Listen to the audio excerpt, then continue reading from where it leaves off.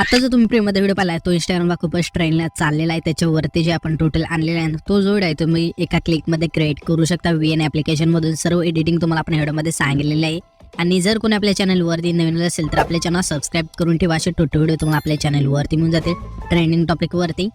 तर आता तुम्हाला काय करायचं आहे ते VN ॲप्लिकेशन ओपन करायचं आहे।